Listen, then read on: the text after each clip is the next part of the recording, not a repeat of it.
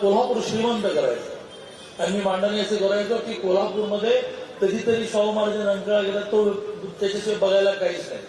तर आम्ही सत्तेमध्ये आलो तर शहरामध्ये इतक्या गोष्टी निर्माण करू की दर्शनाला आलेला माणूस 2 दिवस राहील.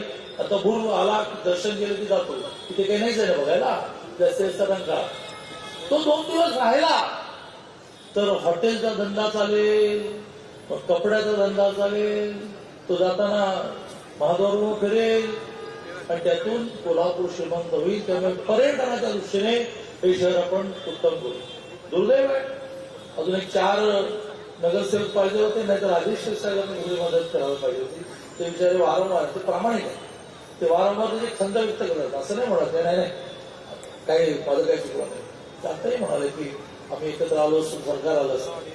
आणि त्यामुळे ह्या वेळेला महाराष्ट्रातली पहिली युती झालेली आहे ज्या युतीमध्ये 3 पक्ष आलेले आहेत. आदिल फराजी ते बसलेले आहेत.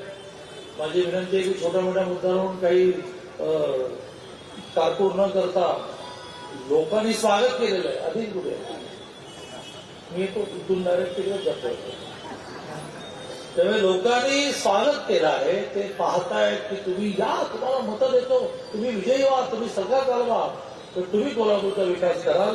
आणि त्यामुळे 15 तारखेला आपण सगळेजण एक दिलाने मतदान करून महायुतीचं सरकार कोल्हापूरमध्ये आणूया आणि आपला शहराचा विकास करूया, माणसांचा विकास करूया असं आवाहन करून मी माझं बोलणं संपवतो. आणि आमच्या आराध्यने रवीजींना अशाच नवनवीन अपडेट्ससाठी डिजिटल कोल्हापूर चॅनेलला सबस्क्राईब करायला विसरू नका.